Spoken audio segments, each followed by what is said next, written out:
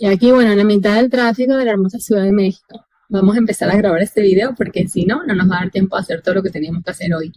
Y por fin vamos a hablar un poquito de las estrategias. ¿Cómo llevamos esto a la realidad?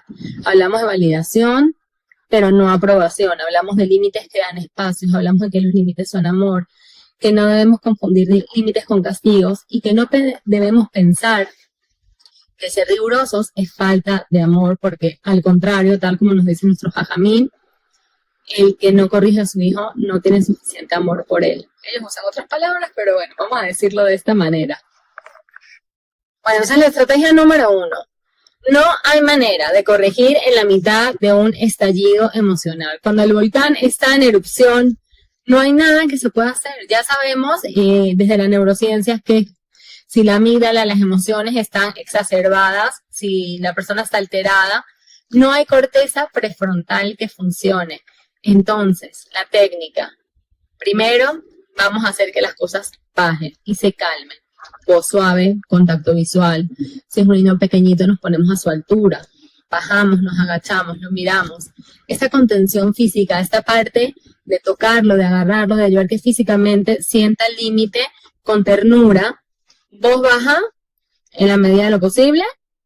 Y una vez que vemos que esos latidos o esa furia o esa derrinche o ese enojo o la emoción que están viviendo baja de intensidad, podemos empezar a hablar y podemos empezar a poner el límite. Los límites pueden ir desde eso no se puede hacer hasta un castigo, pero siempre tiene que haber una parte reflexiva y normalmente, por lo general, sobre todo cuando son niños más grandecitos o adolescentes, esa parte reflexiva no es en el momento de aplicar el límite, sino cuando ya están mucho más calmados, ya recibieron de alguna manera esa consecuencia o esta consecuencia natural de sus actos y entonces podemos hablar y podemos ayudarlos a que concienticen y analicen lo que pasó. Y el segundo tip es el lenguaje del amor es el mismo lenguaje del límite. Mira, ya hablamos en otros videos de que los niños captan más nuestro tono que nuestras palabras. Entonces, sabemos que la vida y la muerte están en la lengua, se dice en nuestra tradición, nuestro jajamí. Tenemos que elegir muy bien el tono, el lenguaje corporal y las palabras que utilizamos. Se lo puede decir un niño, te quiero demasiado como para dejar que actúes así. Te amo tanto que no puedo ver que actúes de esta manera. Esto no se hace, luego vamos a hablar de esto. Te sigo amando, pero en este momento te tengo que decir que esto no se puede tolerar. Tus hijos conocen perfectamente, tus alumnos conocen perfectamente en qué tonos te manejas y saben captar cuando le estás bajando el tono y cuando le estás subiendo.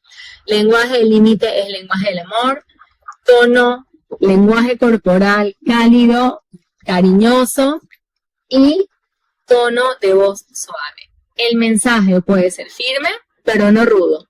El otro tip es recordar que nosotros somos el agente externo regulador de ese niño. Somos el referente, somos los que modelamos con el ejemplo. Tenemos que modelar con coherencia. Hay una frase del Rebbe de Potts que es muy fuerte porque dice, los niños no hacen lo que uno dice, los niños hacen lo que uno es. Si tu hijo hace algo que te vuelve loca, que te incomoda, es porque te está mostrando un espejo.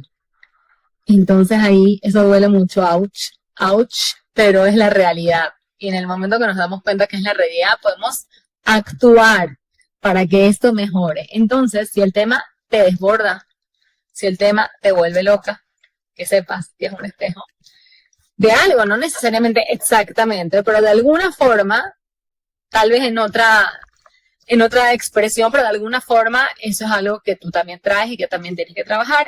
Tenemos que modelar con el ejemplo. Y si cuando te ves al espejo, en medio de esa situación difícil o de ese momento donde tienes que poner límites, no puedes controlarte, tienes que esperar un ratito hasta que sí puedas. Y entonces pones el límite. Y si sí logras controlarte, bienvenida al mundo de la Mujer Maravilla.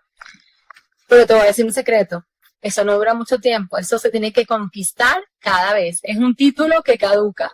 Lo lograste una vez, lo lograste 2 veces, y si no te sigues esforzando, la corona de la Mujer Maravilla se esfuma. Así que sepamos que este es un trabajo de todos los días de autocontrol. Y en el momento que nos autocontrolamos, que tenemos esta regulación emocional, somos el referente de nuestros hijos. Cuarto tip, ¿cómo corregimos sin destruir? Siempre tenemos miedo, ¿no? Las mamás de que se nos pasó la mano, le vamos a afectar su autoestima, pobrecito.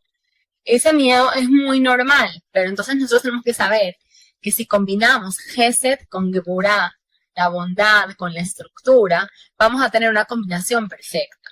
Si Hashem hubiese creado el mundo solo con Geburah, no hubiésemos sobrevivido ni un instante aquí adentro, ¿no?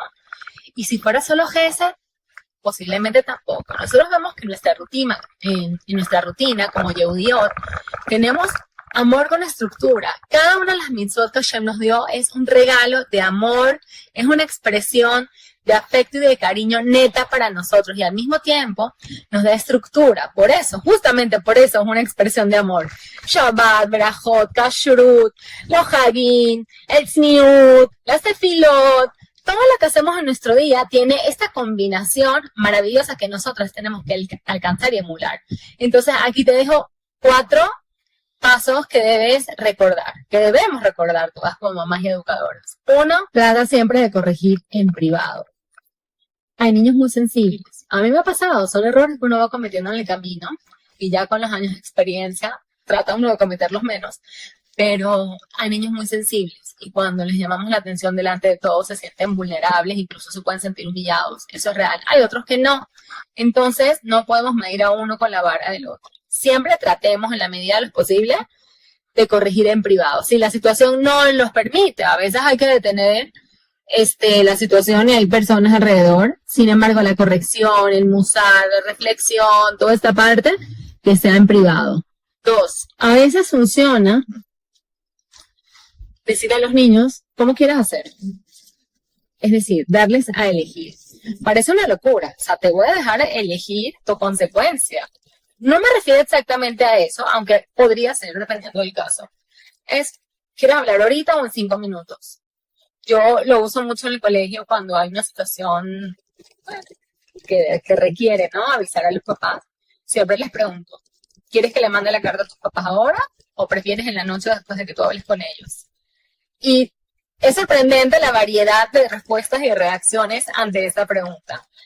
En la gran mayoría de los casos, gran mayoría de los casos, eligen y agradecen esa posibilidad de elegir, ¿no? De que las cosas por lo menos ellos tengan cierto control sobre eso. Y como mamás también les podemos decir, ¿quieres hablar ahora o en la noche? ¿Quieres hablar ahora cuando llegue papi? ¿Qué hacemos? ¿Hacemos así o hacemos así? Es asociar al niño en esta situación y entender que esto es necesario, pero que se hace con amor. A mí me gusta mucho usar rutinas visuales. A veces escribo en un papelito, un dibujito, un objeto. La imagen, la metáfora visual ayuda muchísimo a comprender, sobre todo, bueno, depende de la edad, pero incluso con adolescentes y adultos.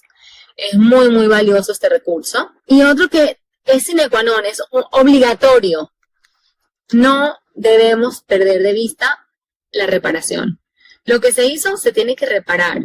Tiene que haber una coherencia, una lógica en toda la situación.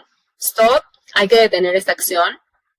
No se juzga al niño, se juzga la acción. Digamos, esto estuvo bien, esto estuvo mal. Se espera el momento, si estamos en la crisis, hay que esperar, bajamos la voz, el tono, todo lo que hemos aprendido. Y reflexionamos, pero si al final no estamos invitándolos a una acción concreta para reparar, estamos quedándonos a la mitad del trabajo. Entonces, si queremos completar ese proceso, necesitamos invitarlos a reparar. Y como último tip, antes de ya llegar a la oficina, gracias por acompañarme en el camino, quiero decirte que también podemos poner límites de manera preventiva. No tenemos que esperar a que se presente la situación. El famoso en 5 minutos recogemos es mucho más efectivo que 4 gritos y un castigo improvisado porque no se recogieron las cosas. Las rutinas, cuando son pequeñitos las canciones, el aguardar, ya vamos a salir, vamos preparándonos, anticiparlo, que sepan cómo va el día. Así como nosotros sabemos que tenemos Modéani, Birkot HaShahar, Tefilá, y vamos haciendo nuestra rutina, el cerebro se calma, el cerebro tiene paz y ama las rutinas. Nuestro cerebro, nuestro corazón viven mejor y más seguros cuando tenemos claridad y posibilidad de anticiparlos. Y de esta manera los límites dejan de ser un castigo, se convierten únicamente en una expresión de amor, de educación, de jinuj, puro, elevado, con propósito y Bezrat Hashem con mucha atzlajá. Bueno, gracias por acompañarme, ya llegué y nos vemos en el próximo video.